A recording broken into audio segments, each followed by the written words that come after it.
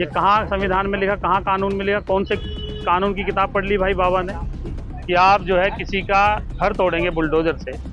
ये फिर ये जो पुलिस और तमाम तरह के जो आपने व्यवस्था, ये न्याय तंत्र है भारत में, उसे ख़त्म कर दो और सबको दे दो गंडासा हाथ में धर्म के नाम पे, और कह दो जो हमारे खिलाफ बोलो उसकी गर्दन कटवाते रहो फिर बैठ के।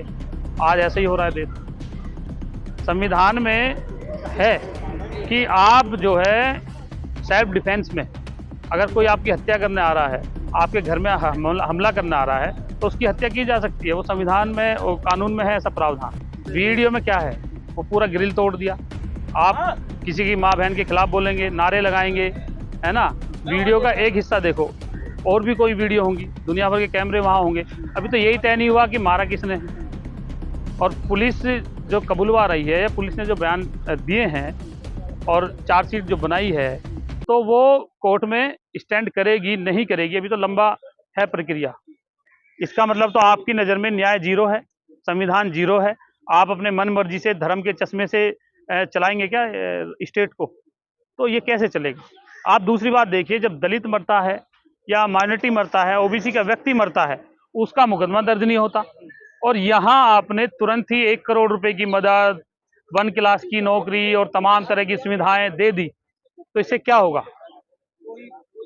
इससे तो आप सिर्फ धार्मिक कट्टरता पैदा कर रहे हैं ना, कि और लोग ऐसे आए, और लोग इस तरह से जो युवा है उनको उकसाया जाए, फिर वो इसी तरह के हमले करें या इसी तरह की बात बोलें। हो सकता है कि उस भीड़ में कोई और भी मर सकता था, मुस्लिम भी मर सकता था।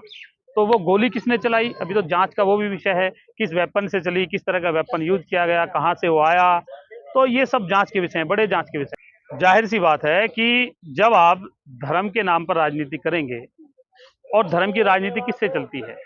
आप देखिए, भाजपा और आरएसएस का एजेंडा धार्मिक रहा है। दोनों ही जगह उसने मात खाई।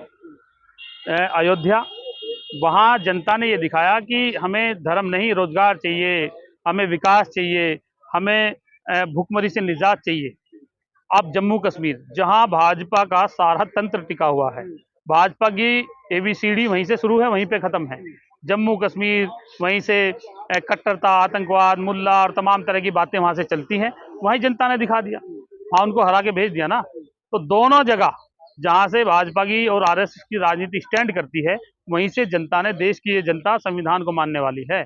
यहाँ हो सकता है 2-1% ऐसे लोग जो कट्टरता में विश्वास रखते हों, लेकिन बड़ी संख्या आज भी देश में संविधान को मानने वाली है। जब भी संविधान पे आंच आएगी, सारा देश एक तरफ खड़ा होगा। और आपने 2024 में उसके परिणाम देखा, जब संविधान पे आंच आई तो सारे देश ने धर्म जाति छोड़ करके संविधान के पक्ष में खड़ा रहा, नहीं खड़ा रहा, और इस जो कट्टरता को जवाब दिया। और इस भाजपा गवर्नमेंट को तो कम नहीं हुई ना। कट्टरता कौन कर रहा है? मीडिया। आज सबसे बड़ी जो कट्टरता पैदा कर रही है वो मीडिया।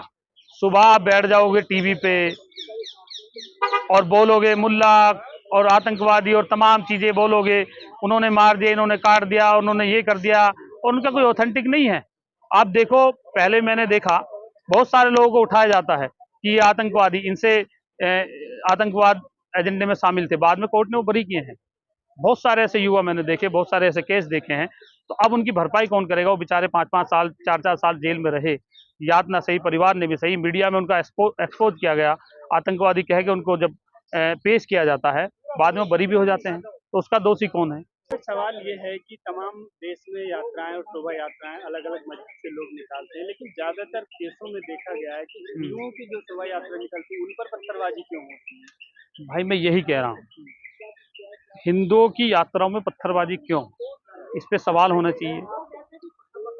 जब इस देश में अम्बेडकरवादी लोग कोई यात्रा निकालते हैं, कोई कार्यक्रम करते हैं, वहां ना तो कोई इस तरह की छिचोरी हरकत होती है, ना वहां कोई दंगे होते हैं, ना वहां फसाद होते हैं। अभी मैं नागपुर गया, नागपुर में मैंने देखा कि नागपुर में वहां पर जो है धम्मदशमी का प्रोग्राम था, 3 दिन चला। वहां पर करीब 50 लाख लोग आते हैं। वहां एक भी इस तरह की कोई घटना नहीं हुई, कोई लड़की नहीं छेड़ी गई, कोई कट्टरता पैदा नहीं हुई, किसी को वहां छेड़ा नहीं गया, किसी को वहां रोका नहीं गया। बिल्कुल वेल डिसिप्लिन तरीके से लोग आए गए और अपना वो प्रोग्राम संपन्न हुआ। तो ये फिर हिंदू यात्राओं में इस तरह की कट्टरता क्यों होती है? आप धर्म ये नहीं कहता आप किसी को गाली दो, किसी को मारो, चाहे वो मुस्लिम हो, क्या ये प्री चाहे वो प्लानिंग? हिंदू हो। बिल्कुल प्री प्लानिंग है। ये इसके पीछे बहुत बड़ा षड्यंत्र है। आज जो देश का युवा है, क्योंकि इस देश की पॉपुलेशन बहुत ज़्यादा है, बेरोजगार है, उस पे रोजगार नहीं है, पढ़ लिख के भी बेचारा परेशान घूम रहा है। फिर वो कहीं अधिकार की लड़ाई ना करने लगे, वो कहीं अपने अधिकार ना मांगने लगे सरकार से, तो उसको धार्मिक उन्माद में फंसा दो। उसको कह दो भाई धर्म सबसे पहले है, नहीं चाहिए हमें कुछ। ये कहलवाता कौन है? ये कहलवाता कौन है? तो इनकी भी इस देश के युवाओं को ये भी सोचना पड़ेगा कि भाई अधिकारों के लिए लड़ो, धर्म के लिए। धर्म तो जब भी बचेगा जब युवा बचेंगे, जब लोग बचेंगे। जब लोग ही नहीं बचेंगे तो भाई धर्म कहाँ क्या करेगा? लेकिन यूपी के मुख्यमंत्री खुद कहते हैं कि बटोगे तो कटोगे, हिंदू एकता की बात भाई करते अब इस तरह की बात एक मुख्यमंत्री कहे, वो किसको बांटना चाह रहा है? पहले तो वो मुख्यमंत्री ये तय करें कि बांटना किसको चाह रहा है। जब एक तरफ कहा जाता है हिंदू मुस्लिम सिख ईसाई आपस में सब भाई भाई, और संविधान तो कहता है हम सब भारतीय हैं, कोई धर्म मजहब में नहीं बटे हुए हैं। तो फिर ये मुख्यमंत्री के पद पे होकर के इस तरह की बात कहना कि गैर संवैधानिक है। बल्कि योगी आदित्यनाथ के खिलाफ भी इस पूरे प्रकरण में एक्शन लेना चाहिए, और इस पूरे मामले पर भी गंभीरता से जांच हो। इस तरह का जो भी भाषण नेता दे, चाहे वो मुस्लिम पक्ष हो, चाहे वो कोई भी पक्ष हो, चाहे वो हिंदू पक्ष के लोग हों, अगर वो इस तरह के भाषण खुले मन से देता है, कट्टरता पैदा करते हैं, तो उन पर मुकदमा हो। आप कोई मुस्लिम बोलता है यही बात तो उस पर एक्शन होता, उसके खिलाफ कार्रवाई होती, जेल जाता।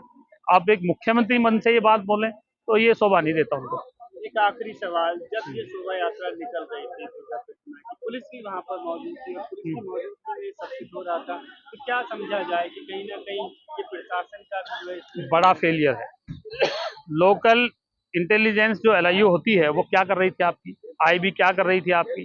जब आपको पता है कि यहाँ से हर साल वहां गुजरता होगा ये कारवाई, इस तरह की यात्रा हर साल निकलती होगी, तो पता होता है कि ये संवेदनशील क्षेत्र हैं, अति संवेदनशील हैं, ये सब एक चिन्हित होते हैं, बाकायदा रजिस्टर में दर्ज होता है, रिकॉर्ड में, पुलिस रिकॉर्ड में। तो क्यों नहीं वहां पुलिस ने पहली ये व्यवस्था की? और कैसे वो इतने मकान पे चढ़ गया, कोई लड़का जाकर किसी के मकान पे चढ़ गया, जब वहां पता है ये मुस्लिम इलाका है? वहां पीएससी लगाते, अतिरिक्त फोर्स लगाते, पैरामिलिट्री फोर्स लगाते, और वहां से वो यात्रा को गुजार सकते थे। लेकिन अगर आप धार्मिक गाना कहीं बजा रहे हैं, बजाइए, कोई मना नहीं करता, लेकिन किसी के धर्म को गाली देना गलत है। तो लेकिन मुस्लिम पक्ष को भी ये समझना चाहिए था कि इस तरह की जो, अगर कोई गाली देता है उसका वीडियो रिकॉर्ड करिए, उसको कोर्ट में ले जाइए, पुलिस में ले जाइए, कानूनी कार्रवाई करनी चाहिए।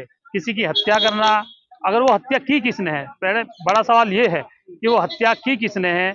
अभी तो उस पर जांच होनी चाहिए, इसकी सीबीआई जांच होनी चाहिए, तब ये दूध का दूध पानी का पानी होगा कि इसके हत्या के पीछे असली कारण क्या है।